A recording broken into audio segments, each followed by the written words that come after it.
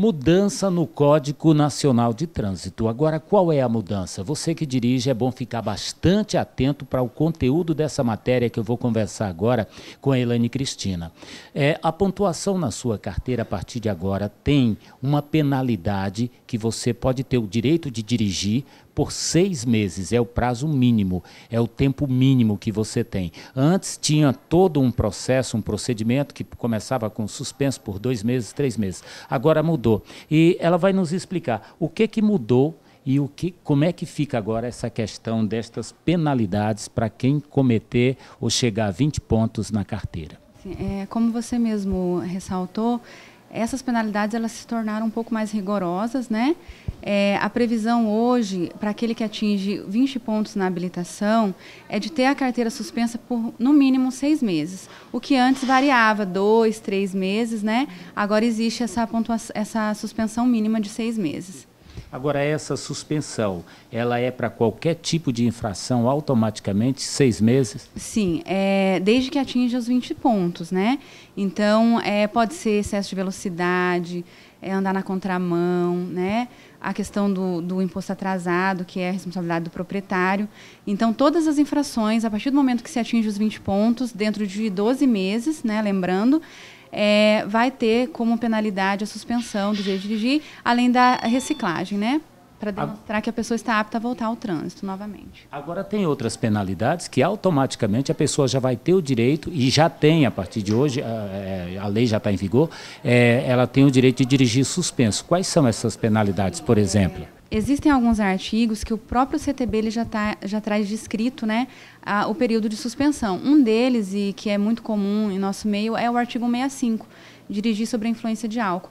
Nesse caso, a suspensão já é de 12 meses. E ela é automática? Automática. É claro que existe todo um processo, né, onde a pessoa ela vai ser notificada, ela tem direito à defesa, né, aí após o julgamento é que se aplica essa penalidade. Certo, dirigir sob efeito de bebida alcoólica. Mas tem outros itens também que têm esse efeito automático. A senhora lembra de alguns, por exemplo? Tem a questão de dirigir a motocicleta sem utilizar o capacete, tem a questão de direção perigosa, aqueles que dirigem o veículo exibindo ou demonstrando manobra perigosa, que também traz essa previsão. O que é muito comum aqui, empinar a moto, por exemplo, isso aí também já suspende automaticamente? É bastante comum, sim. A medida administrativa, inclusive, é o recolhimento da CNH para que se instaure esse processo. Agora, os recursos continuam da mesma forma, até que se prove o contrário e todos são inocentes. Ele tem direito a recorrer 3 vezes? Como é que funciona esse mecanismo legal? Sim, nós temos a defesa prévia, né, que é a primeira possibilidade, enquanto não virou penalidade ainda a infração. Aí nós temos a JARE, que já é enquanto penalidade, e ainda nós temos o CETRAN, né, que é a última instância administrativa. Sem falar, obviamente, que a pessoa ela pode ainda ingressar judicialmente caso ela entenda que, né, está sofrendo algum tipo de abuso. Então, o nosso sistema brasileiro dá essa oportunidade. Até porque essa penalidade é uma penalidade que algumas pessoas acham que não é significativa, mas é sim. Muitas vezes a pessoa, no momento que ela mais precisa da sua habilitação, ela tem essa habilitação suspensa, dependendo da situação, até cassada. Agora, a pessoa que tem habilitação suspensa, durante esse período que está em análise, ela pode dirigir ou não? Ela não pode dirigir, enquanto ela estiver suspensa, tá? Então, assim, numa fiscalização, quando a CNH é recolhida, ela ainda não está suspensa. A pessoa ela pode vir no dia seguinte na Ciretran e retirar. Ela só vai se tornar suspensa a partir do momento que a pessoa é notificada desse processo e tem um prazo para apresentar a sua defesa.